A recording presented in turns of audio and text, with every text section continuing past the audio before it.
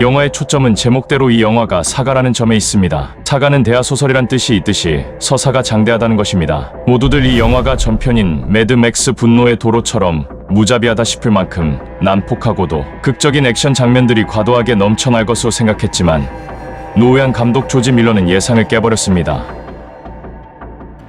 비중과 방점을 이야기하되 그것도 매우 전통적인 방식의 전개 구조를 차용했습니다. 한 인물의 성장기를 아이 시절부터 현재에 이르기까지 추적해서 기록하는 방식이었습니다. 퓨리오사 매드맥스 사가는 공표된 바와 같이 매드맥스 분노의 도로의 프리퀄, 즉 전편 같은 속편입니다. 뒤에 나왔지만 전편에서 다룬 내용의 앞부분, 곧 전사의 이야기를 다룬 영화입니다. 이번 영화는 전편에서 여전사로 나온 인물 임페라토르 퓨리오사의 기구한 성장사를 다루고 있습니다. 사실 전편에서는 이 인물에 대한 의문이 많았고 왜 이 여전사가 이런 캐릭터가 됐으며 또 왜 이런 행동을 하게 됐는지 그 원인이 드러난 것이 하나도 없었습니다.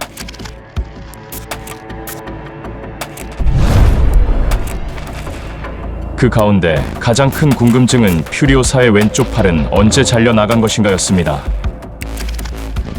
그녀의 팔을 자른 자는 누구인가? 독재자 임모탄 조가 그런 만행을 저질렀을까? 더더군다나 독재자 임모탄은 어떻게 모든 권력을 쥐게 되었는가? 그는 어떻게 물과 가스, 무기를 독점하고 문명 멸망 이후의 생존자들을 지배하고 통치할 수 있게 되었는가? 무엇보다 퓨리오사는 어쩌다가 임모탄 같은 그로테스크한 인물의 근위대장이 되었는가? 퓨리오사가 구해주게 된 잭과는 과연 어떤 관계인가? 혹시 둘은 과거 연인 관계였을까?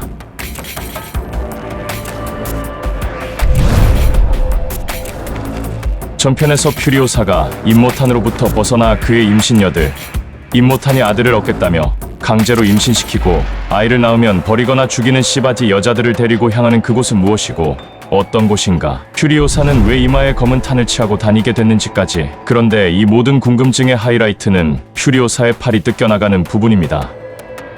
이번 영화는 그 부분에 초점을 맞춰 강렬하게 이야기를 몰아갑니다. 영화는 이 장면에서부터 가속 페달을 밟습니다. 영화가 전반보다 중반 이후가 좋다는 얘기가 나오는 이유입니다.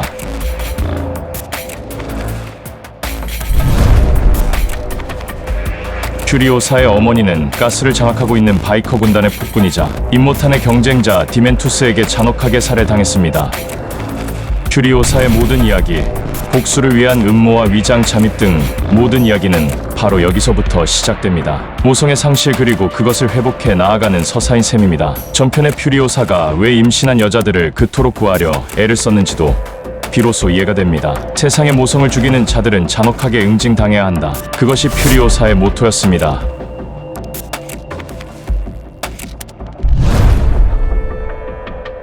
프리퀄을 보면 문명 붕괴 이후의 세상에서 어떤 세력 판도가 펼쳐졌는지 대충 그 지도를 엿볼 수 있습니다. 임모탄이 권력을 다 쥐고 있었던 건 아니었기 때문입니다. 임모탄은 자신의 영역이자 영토인 시타델을 중심으로 물을 독점한 상태이고 디멘투스는 바이크족을 데리고 다니며 가스연료를, 또 누구는 무기나 농장 등을 장악하고 서로 권력 싸움을 벌이고 있었던 것입니다. 퓨리오사는 식인종같이 변해버린 인간 말종들 사이에서 무엇보다 온통 황무지와 사막만이 존재하는 세상에서 전설로 알려진 녹색의 땅 출신이었습니다. 그녀의 오른쪽 팔에는 그곳으로 가는 지도가 그려져 있고 디멘투스 일당은 그 땅이 어디냐며 퓨리오사의 엄마를 고문해 죽인 후 그녀를 추적하며 괴롭힙니다. 퓨리오사는 자신의 눈앞에서 엄마를 죽인 디멘투스를 죽이기 위해 임모탄의 휘하에 들어갑니다. 임모탄이 일편과 같은 제일의 권력을 쥐기까지는 그의 근위대장 퓨리오사의 재능이 컸습니다. 퓨리오사에게는 다 계획이 있었던 것입니다.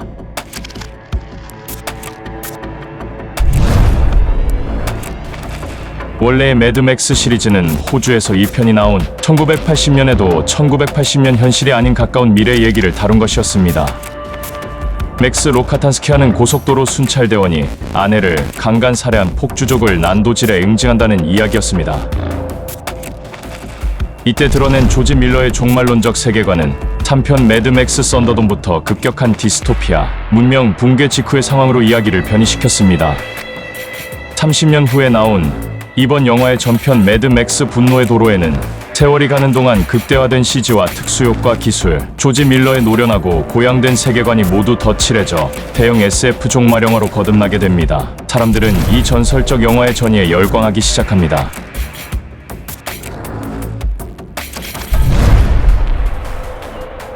분명한 것은 이번 작품으로 조지 밀러는 1편에서 보여준 남성 서사의 영화를 완벽하게 여성 서사의 작품으로 그 존재를 이전시켰다는 것입니다. 잔혹한 죽음의 시대, 생존의 위기에 몰린 세상에서 여성들은 어떻게 저항하고 또 어떻게 전사가 되어가는가를 보여줍니다. 그 점이야말로 이 영화가 이룬 가장 위대한 성취라고 할 수 있습니다. 초반에 다소 지루할 수 있지만 좀 참고 기다리면 디스토피아적 감성을 끌어올리기 위해 극단적으로 개조한 차량들을 구경하는 맛이 쏠쏠합니다. 비행기 엔진을 얹은 16기통 차량까지 등장합니다. 임모탄의 전용 차량이라는 기가호스. 차량들은 바퀴의 크기가 차체의 몇 배인 것들이어서 그 자체가 괴물처럼 보입니다. 종말의 시대가 보여주는 왜곡된 인간의 욕망을 이 영화는 상징적으로 보여주고 있습니다. 어쩌면 지금의 시대를 역설적으로 암시하고 있었던 셈이었습니다. 끝까지 시청해주셔서 감사드립니다.